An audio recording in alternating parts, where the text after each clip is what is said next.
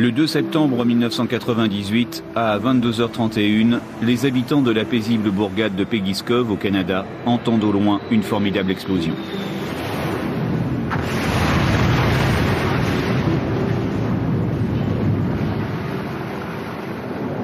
Quelques minutes auparavant, à 11 000 mètres d'altitude, une fumée suspecte était apparue dans le poste de pilotage d'un avion de ligne assurant la liaison New York-Genève.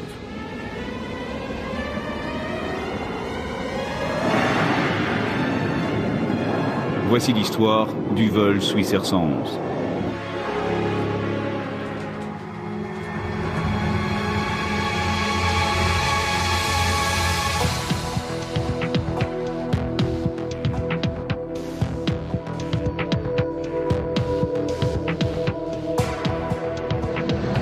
Fin de l'été 1998, New York City. Comme tous les soirs, le vol Swissair 111 s'apprête à décoller de l'aéroport Kennedy à destination de Genève. C'est un vol prestigieux et confortable, souvent utilisé par les représentants des grandes banques et des organisations internationales basées en Suisse. L'avion est un MD-11, un gros porteur fabriqué par McDonnell Douglas et qui, depuis 1986, remplace les vieux DC-10. Le MD-11 équipe une bonne partie de la flotte Swissair, une des compagnies les plus sûres au monde. Swissair est réputé pour sa rigueur, le sérieux de sa maintenance et l'excellente compétence de ses équipages. Checklist de décollage. Dégivrage moteur. Pas nécessaire. Reçu, pas nécessaire. Freinage automatique en position décollage. L'équipage ce soir est dirigé par le commandant Urs Zimmermann, 49 ans. Il est secondé par le copilote Stefan Lowe, âgé de 37 ans. Le commandant est pilote-instructeur chez Swissair. Et derrière le sourire se cache un homme méthodique et précis. Checklist avant décollage. Volet et bec, volet à 15 degrés. 15 degrés affichés. À bord, outre les 14 membres d'équipage, le décompte final annonce 215 passagers embarqués. Parmi eux, quelques célébrités comme Jonathan Mann, le patron du programme mondial de lutte contre le sida. Et puis beaucoup d'anonymes, comme cette jeune femme de 23 ans, Stéphanie Shaw, qui rentre chez ses parents à Genève. Stéphanie possédait de nombreux atouts. Elle était très jolie. C'était une fille intelligente. Elle s'était rendue à New York parce qu'on lui avait proposé de devenir membre du Forum économique mondial, établi à Genève. Et elle voulait faire ce voyage avant de commencer à travailler. Elle était adorable, un véritable amour. Swissair 111, autorisé décollage. Autorisé décollage reçu, Swissair 111. Chez Swissair, plus qu'ailleurs, la sécurité est une véritable culture d'entreprise. Chaque geste, chaque action est codifiée et doit respecter une procédure précise. Rotation. V2.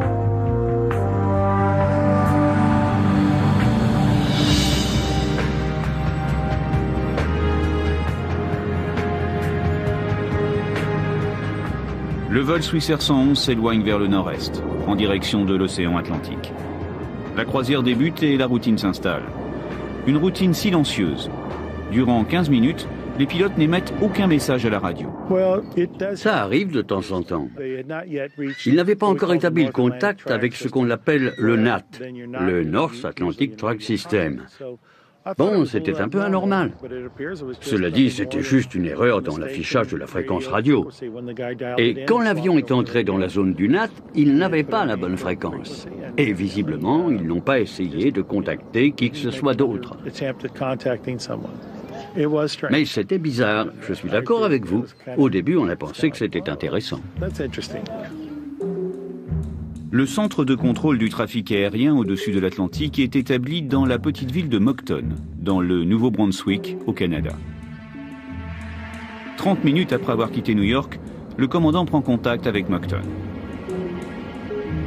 Moncton de Swissair 111. Bonsoir, au niveau 330. Swissair 111 de Moncton, bonsoir. On signale quelques turbulences modérées à tous les niveaux de vol. Moncton, Swissair. Pour l'instant, la nuit s'annonce calme.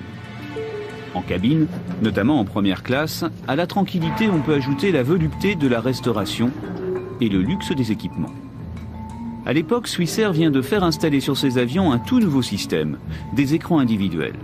Ce dispositif est présent uniquement en première classe et classe affaires et permet l'accès à une sélection de films, à Internet et même à des paris en ligne.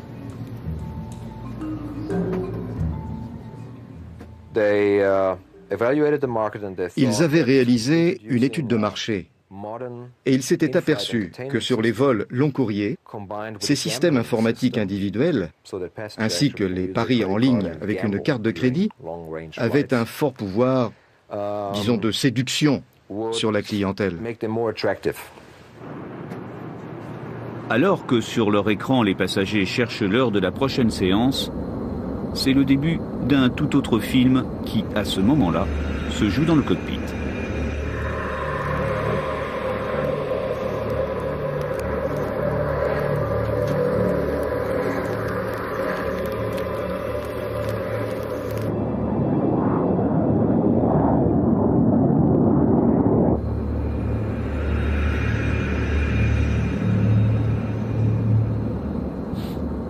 Tu ne sens pas quelque chose? Si, qu'est-ce que c'est? Va jeter un coup d'œil, je prends les commandes. Ah si, tu as les commandes.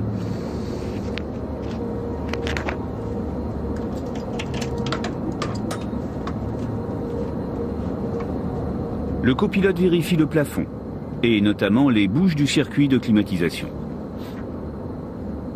Mais il ne remarque rien.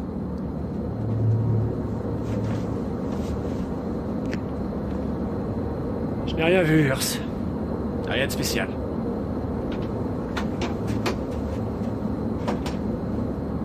Vous m'avez appelé, commandant?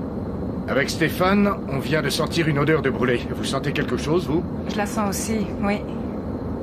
Vous la sentiez déjà en cabine avant d'entrer ici? Non, absolument pas. Ah, on ne voit rien et on ne sent plus rien non plus. C'est la climatisation, hein? Oui. Coupez-la, s'il vous plaît.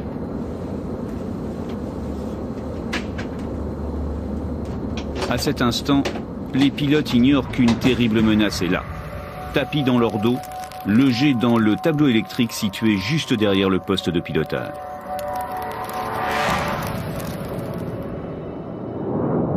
Une menace qui, 45 secondes plus tard, se manifeste à nouveau.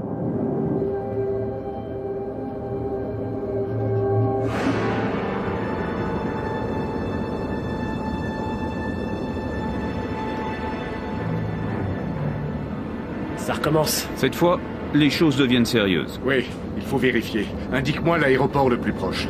On va avoir besoin des cartes d'approche et de la météo du secteur. Et Boston est tout près.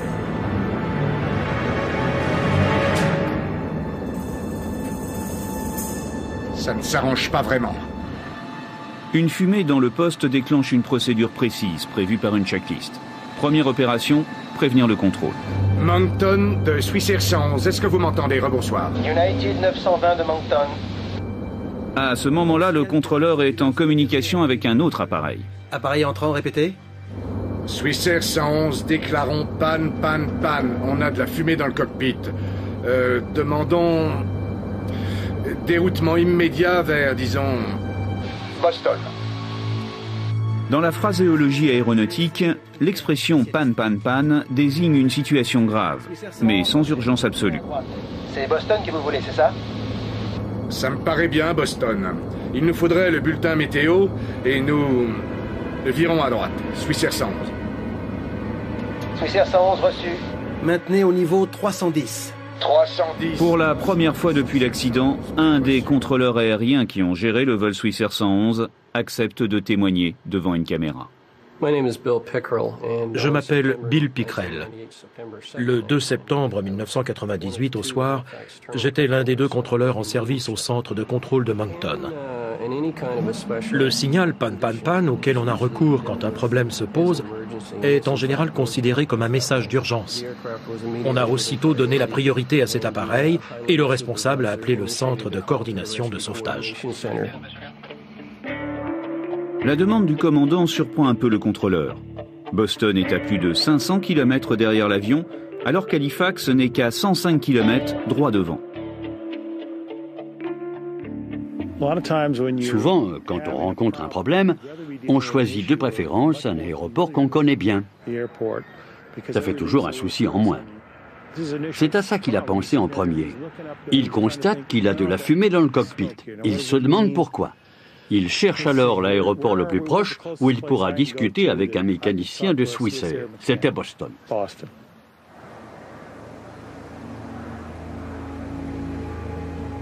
Swissair 111 de Moncton.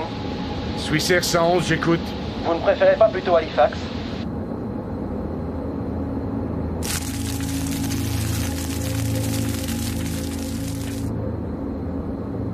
On ferait mieux de mettre les masques.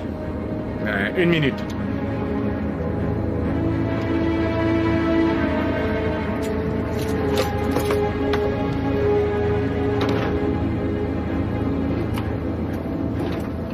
Après avoir consulté la carte, le commandant se range à l'avis du contrôleur. Halifax est beaucoup plus proche et donc beaucoup plus sûr. Affirmatif, Swissair 111. On préfère Halifax vu notre position. Reçu, Swissair 111. Procédez directement sur Halifax, descendez au niveau 300. Niveau 300 vers Halifax. Swissair 111. L'équipage d'un vol British Airways, en croisière à proximité, se propose d'aider les deux pilotes suisses. Swissair 111 de Speedbird 214. Vous voulez la météo de Halifax? Swissair 111. On a mis les masques à oxygène. Donnez-nous la météo. Ok. Le MD-11 quitte son altitude de 11 000 mètres et entame sa descente. À ce stade, les pilotes gèrent parfaitement la situation. Ils ont répété 100 fois les gestes à faire lors des séances de simulateur. Et puis Halifax n'est qu'à une vingtaine de minutes de vol. QNH 2980. Swissair 111 autorisé à 10 000 Pieds et le QNH est 2980. Reçu, Swissair 111. 2980, 10 000 pieds, Swissair 111. Swissair 111. Quelles sont vos réserves de carburant à bord? Attendez une seconde. Speedbird 1506 au secteur Toski à l'écoute. Speedbird 1506 reçu. Swissair 111. Le premier contrôleur ne s'occupe que des vols de croisière en haute altitude. Comme le Swissair 111 est maintenant en descente, il va passer le relais à Bill Pickrell, le contrôleur qui lui gère la basse altitude et l'approche. À ce moment-là, tout était normal. J'ai indiqué une première altitude au pilote. Mais il a demandé l'autorisation de descendre à un palier intermédiaire, le temps de préparer la cabine pour l'atterrissage. J'ai pensé qu'il voulait ranger les plateaux repas. Pour moi, ça voulait dire que même s'ils se trouvaient dans une situation anormale, il ne s'agissait pas pour eux d'une situation d'extrême urgence. Surveille ta vitesse, Stéphane. Descends pas trop vite. Reçu.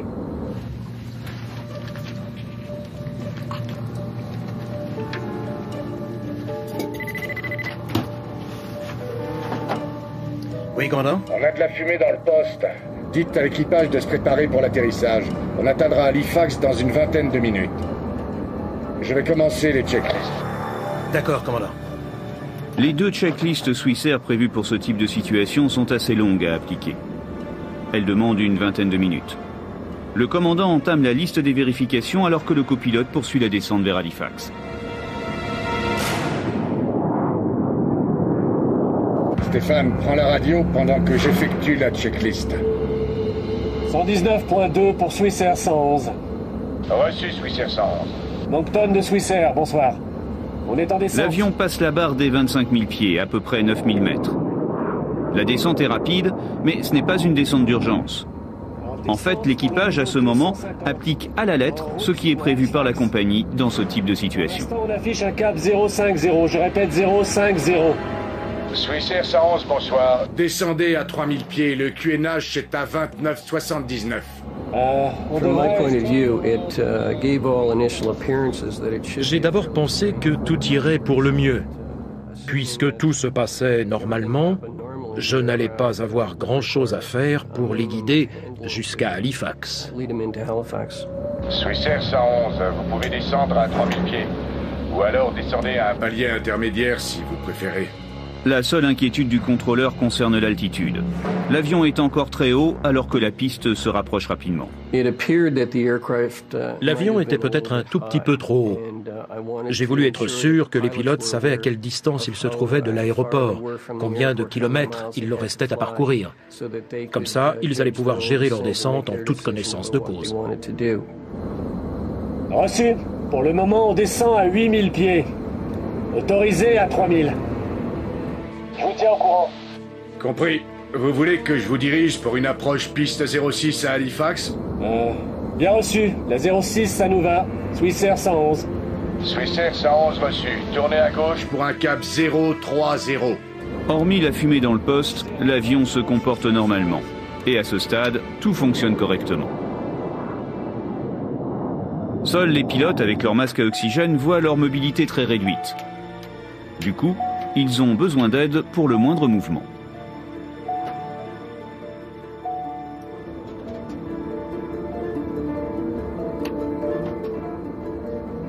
Vous m'avez appelé, commandant? Oui, ça fait 2 minutes. Passez-moi les cartes d'approche d'Halifax. Dans ma serviette.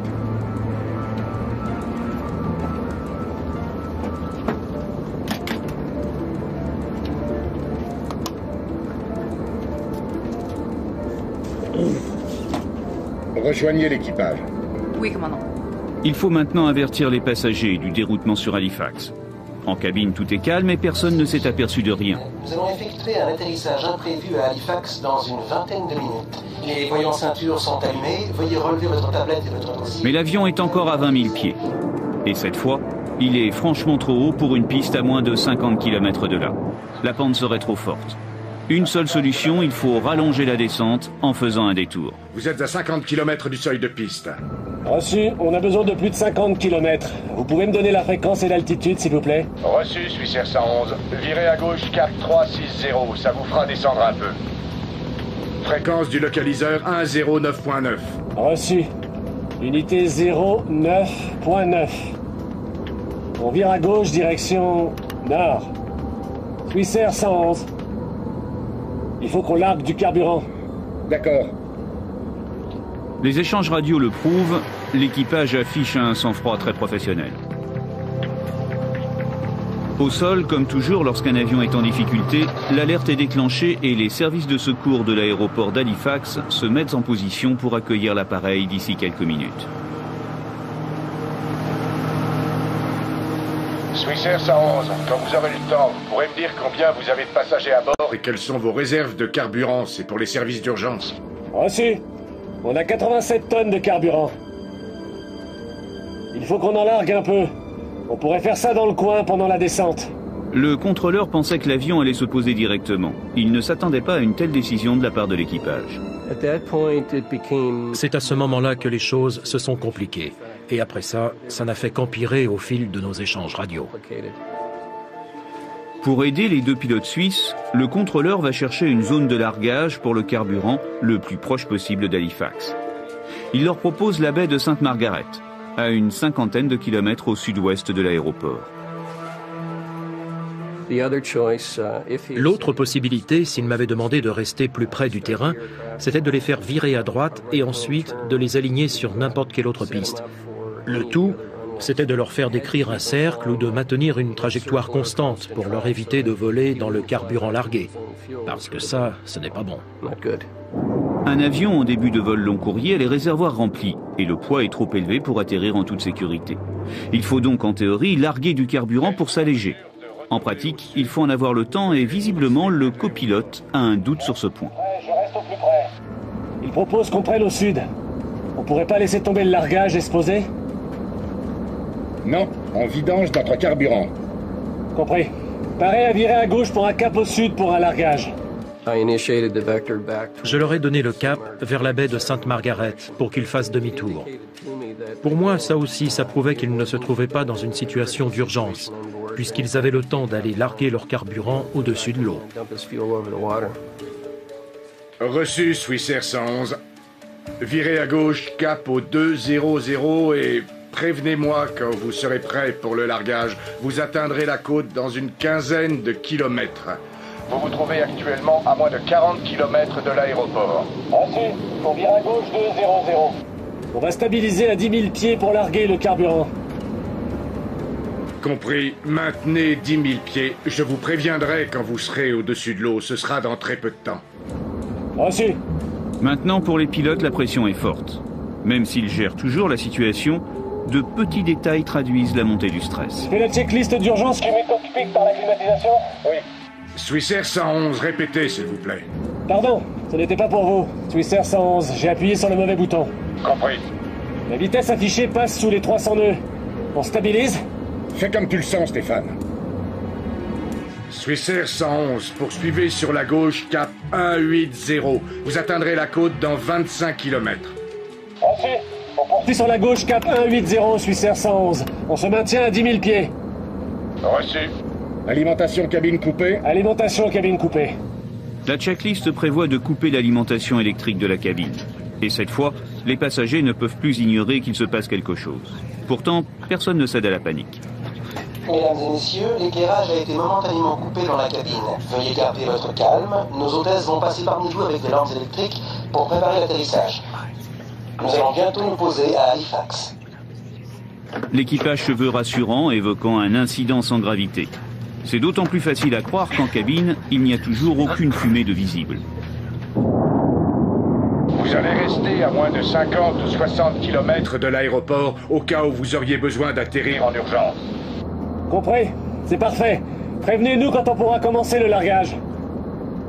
Soudain, la situation en l'espace de quelques secondes va brusquement se détériorer. Pilote automatique déconnecté. Bien reçu, pilote automatique déconnecté. On passe en manuel. Le pilotage automatique se déconnecte dès que les ordinateurs de bord reçoivent des informations incohérentes. À cet instant, les pilotes comprennent que la fumée ne concerne plus seulement le système de climatisation.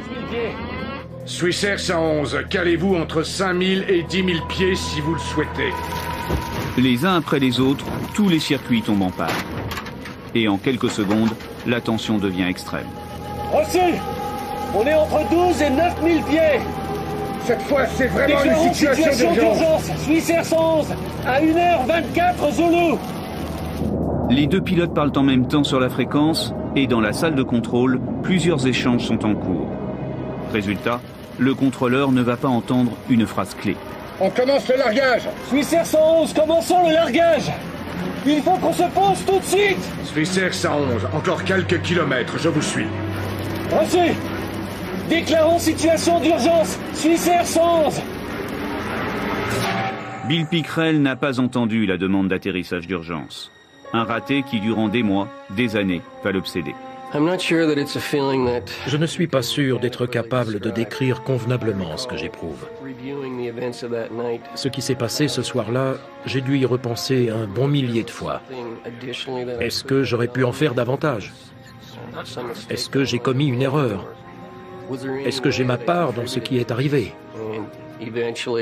Mais j'ai fini par comprendre que de toute manière, je n'aurais rien pu faire d'autre.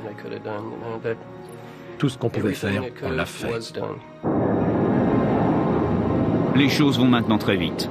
La situation se dégrade de seconde en seconde, jusqu'au moment où le feu atteint carrément les instruments de pilotage.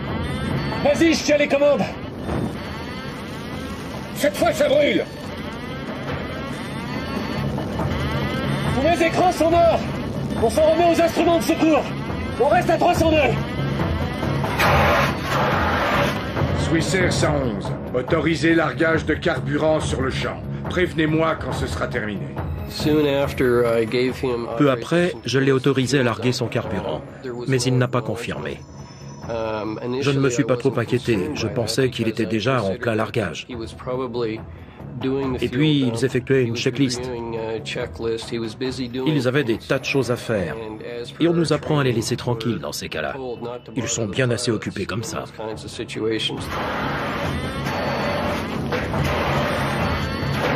Swissair 111, confirmé autorisation de largage carburant.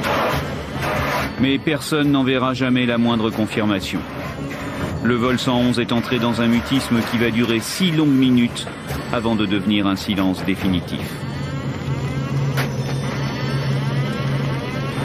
À 22h31, le MD-11 avec ses 229 passagers et membres d'équipage percute l'océan.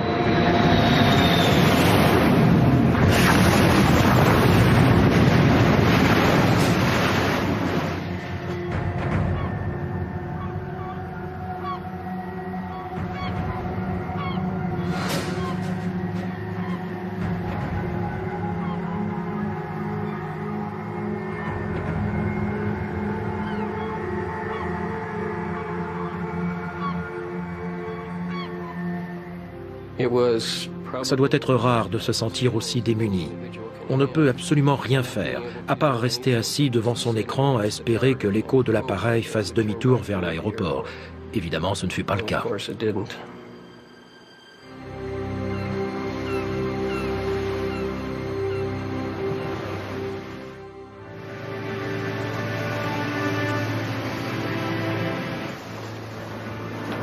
Le lendemain matin, un effroyable spectacle attend les sauveteurs. Au cours des jours et des semaines qui vont suivre, un seul corps sera identifié. Tous les autres ont été déchiquetés ou emportés par la mer.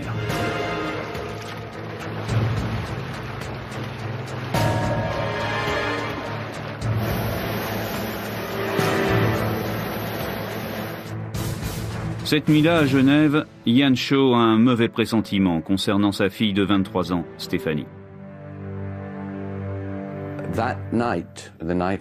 La nuit où elle était censée rentrer, je ne sais pas pourquoi, mais j'étais agité. Je me suis endormi tôt, et quand je me suis réveillé, ma femme ne dormait pas encore. Je lui ai demandé si elle avait eu des nouvelles de Stéphanie. Non, mais elle n'en attendait pas puisqu'on savait qu'elle était dans l'avion à ce moment-là. Elle devait espérer que j'irais la chercher à l'aéroport dans la matinée. Je me suis réveillé vers 6 heures, heure de Genève. À la télévision, ils ont parlé du crash du vol Swissair 111. J'ai su immédiatement qu'on venait de perdre notre fille. Bill Pickrell, le contrôleur aérien, est sous le choc.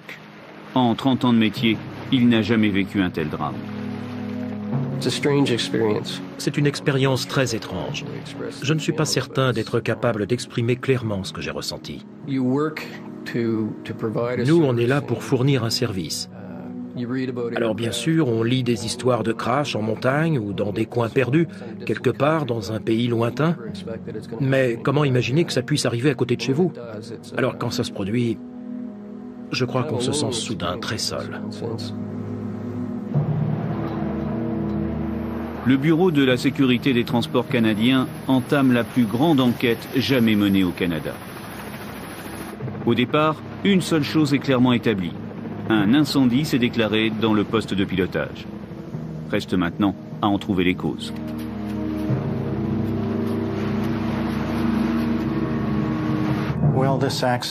Cette enquête constituait un véritable défi.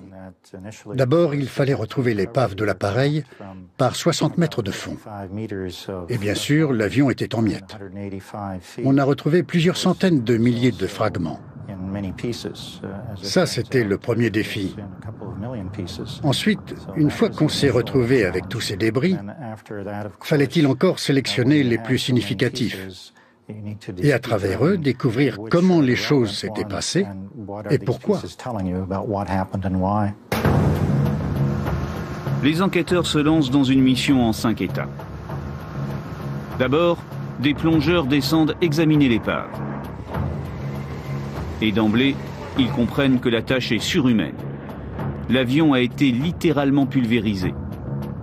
Le sol est jonché de débris minuscules. Et puis, la saison est peu propice. Nous sommes dans le nord de l'Atlantique et les risques pour les plongeurs augmentent avec l'arrivée de l'automne. Deuxième étape, ce sont les engins téléguidés fournis par la marine américaine qui passent le site au peigne fin et commencent à fournir aux enquêteurs des éléments intéressants. Mais le problème reste entier. Comment récupérer la quantité gigantesque de morceaux de métal tordu gisant au fond de l'eau? Il fallait examiner tous les petits morceaux de l'avion.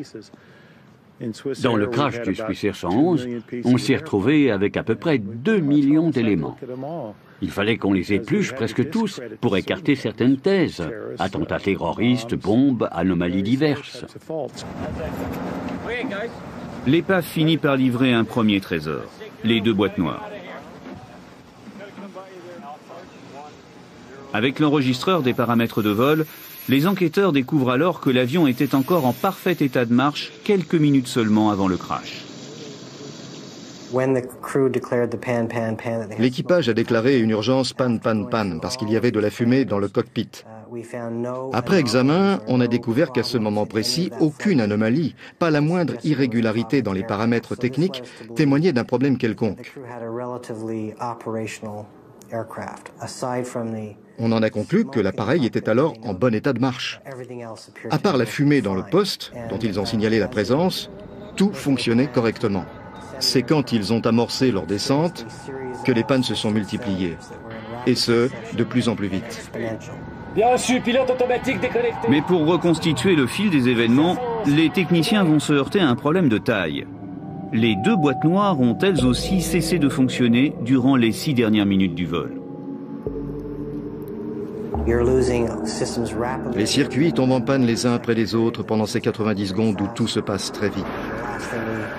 La dernière chose dont on soit sûr, c'est que les deux enregistreurs ont été coupés. Le feu a détruit les sources d'alimentation des boîtes noires, qui ont donc cessé de fonctionner. 6 minutes de mystère et une seule certitude, il y avait le feu à bord. Un feu dont on ne connaît toujours pas l'origine.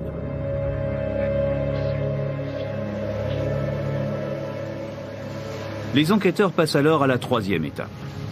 Les autorités louent des barges afin de draguer le fond de la mer et de remonter le maximum de morceaux du MD-11.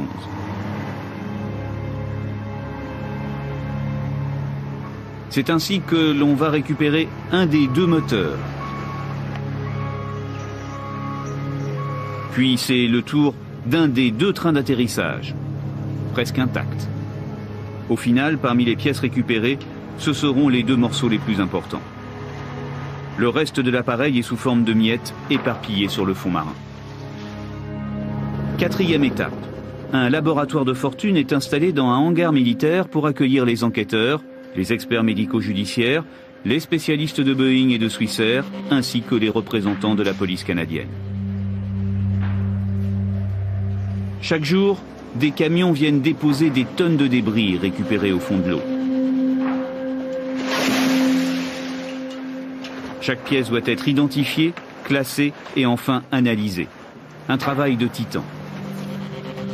Rapidement, le hangar est occupé par le plus grand puzzle de toute l'histoire de l'aviation. Un puzzle dont on espère qu'il permettra de comprendre comment un incendie a priori bénin a pu mener en quelques minutes à une terrible catastrophe.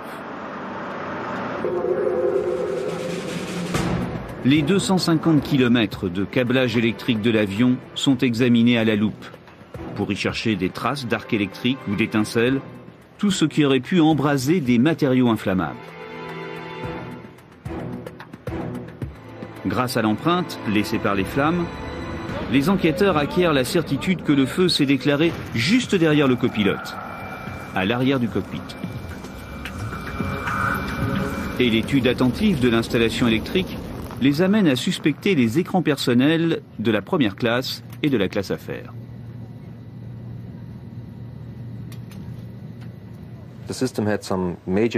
Le système présentait de graves défauts. Il chauffait beaucoup, consommait énormément d'électricité. Ça augmentait considérablement la température de la cabine, parce qu'il fonctionnait en permanence. Ils n'ont pas installé d'interrupteur, ni de système de refroidissement digne de ce nom.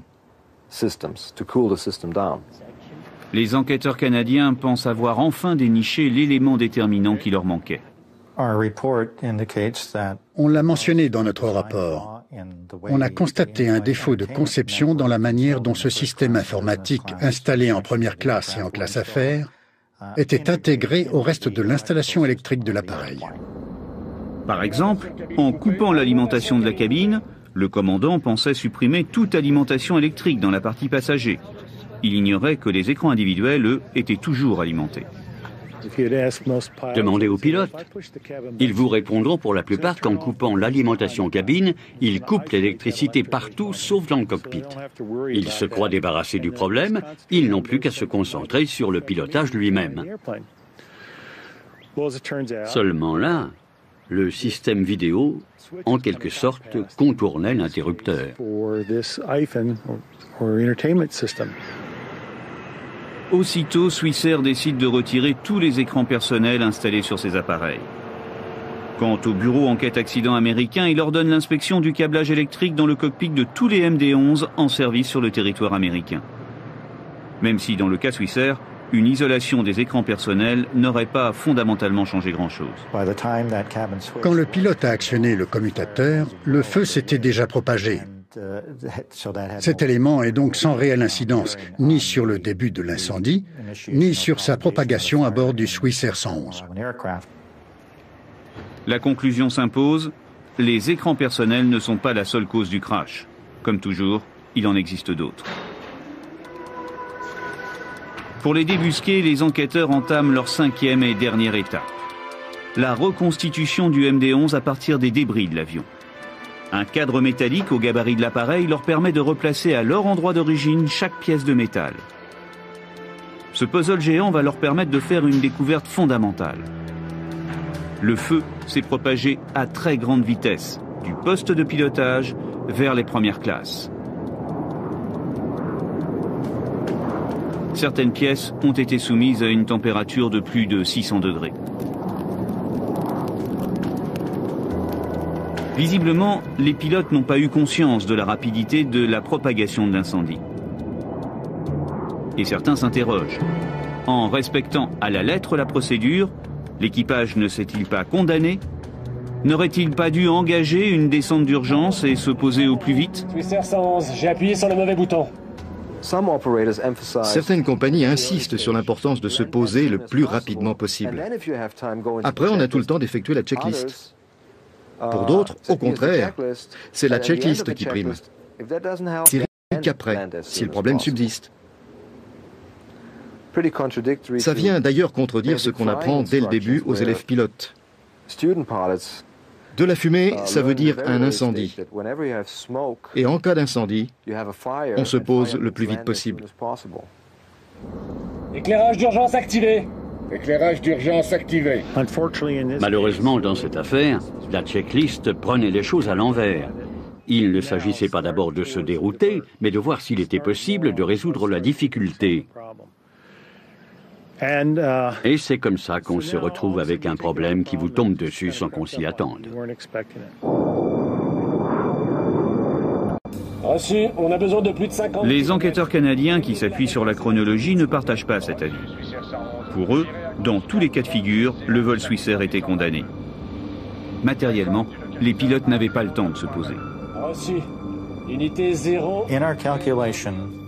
D'après nos calculs, on est parti d'un point de début de descente optimale à 30 000 pieds. C'est l'altitude enregistrée vers 22h14 ce soir-là. À partir de là, il leur fallait 13 minutes pour atterrir, ce qui nous donne 22h27. Or, les pannes se sont succédées dès 22h24. On estime donc que dans de telles circonstances, l'équipage n'aurait jamais réussi à atterrir, vu les délais dont il disposait.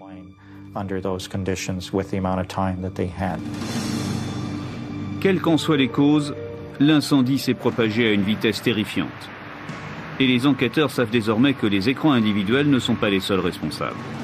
Il faut donc encore poursuivre les recherches. Un an plus tard, débute une nouvelle opération encore plus spectaculaire.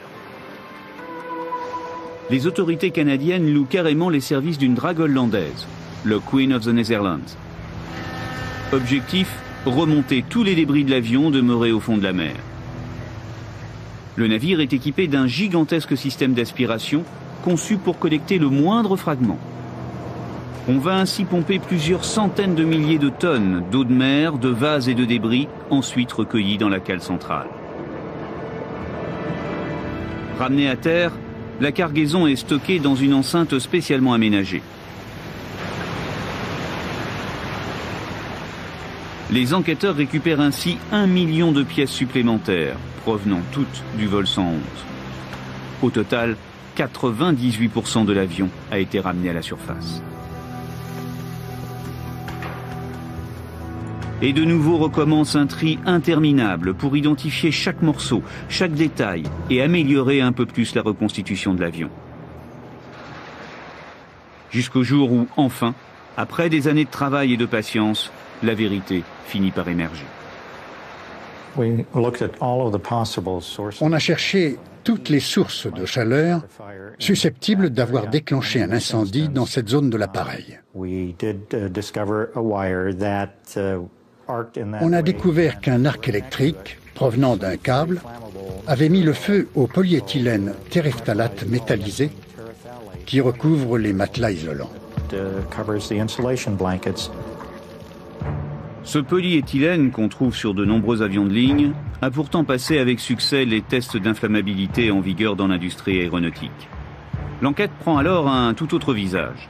Le problème ne concerne plus seulement Swissair et ses installations de première classe, mais l'ensemble de la flotte mondiale, qui, pour la plupart, est équipée de ce type de matériaux.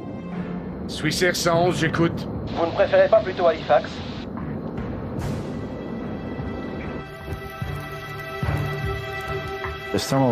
Le matériau qui était dans cet avion était très inflammable. Et même s'il avait réussi le test, il nourrissait les flammes et leur permettait de se propager.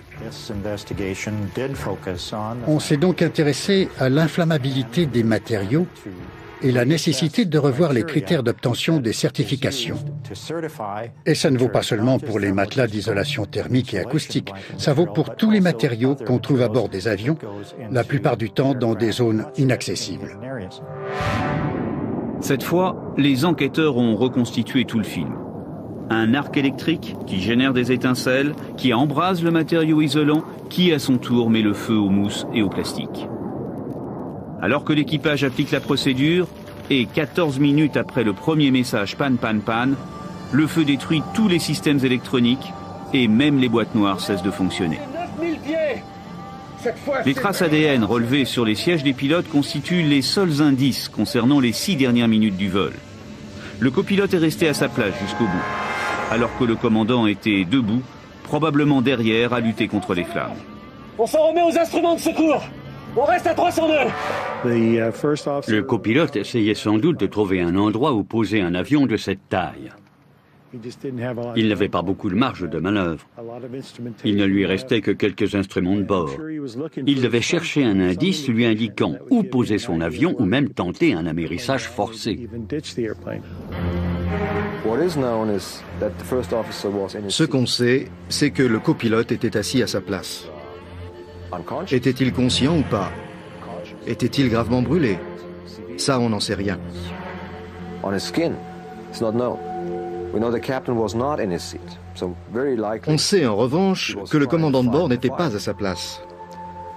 Sans doute, essayait-il d'éteindre les flammes. Quand on a retrouvé les checklists, leur page avait fondu. Il s'en était donc servi pour combattre l'incendie. À 22h30, heure d'Halifax, le copilote a coupé le moteur droit. Probablement parce qu'une fausse alarme lui indiquait qu'il était en feu. Cette action prouve surtout qu'une minute avant le crash, le copilote était toujours vivant et opérationnel. En revanche, durant les dernières minutes, nul ne sait à quel moment les passagers ont pleinement pris conscience de la gravité de la situation.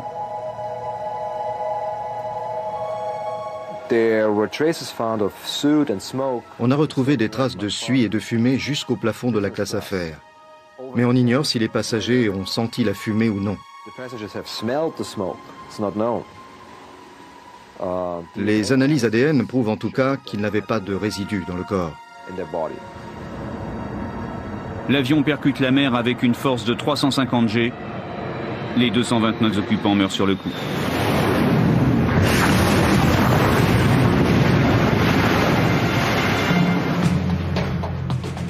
Les enquêteurs ont passé 4 ans et demi à examiner l'épave du Swissair 111. L'État canadien a dépensé 35 millions d'euros dans cette investigation, la plus grande jamais menée au Canada. Mais leur conclusion est capitale et remet en cause les critères utilisés par l'industrie aéronautique. Cette enquête a permis d'expertiser les matériaux qu'on trouve à bord des appareils. La vitesse de propagation du feu nous a surpris, et elle n'a pas surpris que nous. C'est pour ça qu'on insiste. Il faut imposer des normes plus sévères en matière d'inflammabilité des matériaux utilisés dans les avions. Le problème ne tient pas seulement aux matériaux inflammables, mais aussi au fait qu'on ne les voit pas. Une fois que le feu s'est déclaré à bord, le temps joue contre vous. Ian Shaw a attendu 4 ans pour connaître la vérité sur les causes de la mort de sa fille. Grâce au travail minutieux des enquêteurs, aujourd'hui il sait. Mais cela n'a pas calmé sa colère contre Swissair. Il faut établir les responsabilités. Si vous êtes partie prenante d'une faute, vous devez répondre de vos actes. Et si vous n'assumez pas vos responsabilités, c'est que vous êtes un lâche. Là, il se cache derrière le drapeau suisse. Je n'arrive pas à y croire. Après la catastrophe, Swissair fait retirer l'isolant inflammable de tous ses appareils. La compagnie modifie également ses checklists, réduisant le temps de réaction en cas d'apparition de fumée dans le poste de pilotage. Swissair a fait modifier tous ses MD-11 en fonction des conclusions de l'enquête. Elle a fait installer des caméras et des détecteurs de fumée, même dans les zones inaccessibles. Les pilotes surveillent ça sur un écran de contrôle. Et du coup, en cas de problème, ils peuvent voir là où ça se passe et utiliser un agent extincteur. Ça leur permet de gagner du temps. Et le temps, c'est ce qui compte le plus en cas d'incendie. Mais pour Swissair, il est déjà trop tard. Rongée par les soucis financiers, la compagnie fait faillite en octobre 2001. Un véritable choc dans le monde aéronautique. Quant à l'isolant inflammable responsable de la propagation de l'incendie, il est toujours à bord de 60% des avions de ligne aujourd'hui en service. Heureusement, plus pour longtemps. Le polyéthylène terephthalate métallisé a presque disparu des avions neufs et les normes de certification relatives à l'inflammabilité de ces matériaux ont été révisées. La loi n'a pas encore été votée, mais on a hâte que les critères soient renforcés. L'administration de l'aviation civile américaine exige la suppression de ce matériau de tous les appareils d'ici 2005. Une date qui pourrait être repoussée vu la situation économique des compagnies depuis le 11 septembre. L'industrie essaie de changer ça. Le secteur entier s'en occupe. Mais les entreprises ne le font pas aussi vite qu'elles le pourraient. Cela dit, tout a un coût. On se bat toujours pour de l'argent. Combien ça va coûter de remplacer tout ça? Est-ce que ça vaut le coup de faire ça sur un avion qu'on va mettre au rebut dans quelques années? On doit vivre avec certaines réalités économiques.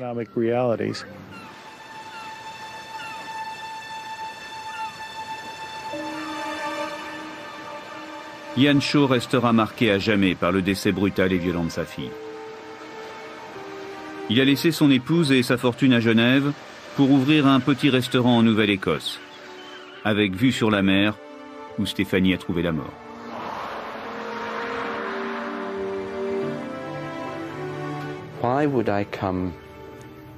Pourquoi avoir choisi justement ce coin de la Nouvelle-Écosse? Des tas de gens m'ont dit « On comprend parfaitement, tu veux être près de ta fille et du lieu du crash. » Mais ce n'est pas pour ça que je suis ici, car Swissair m'a privé de toute possibilité de me retrouver auprès de ma fille. Ça m'a fait du bien de percevoir la présence de l'océan éternel. Cet océan dont le mouvement de flux et de reflux se produit depuis je ne sais combien de milliers, de millions d'années. Je suis venu ici parce qu'il le fallait.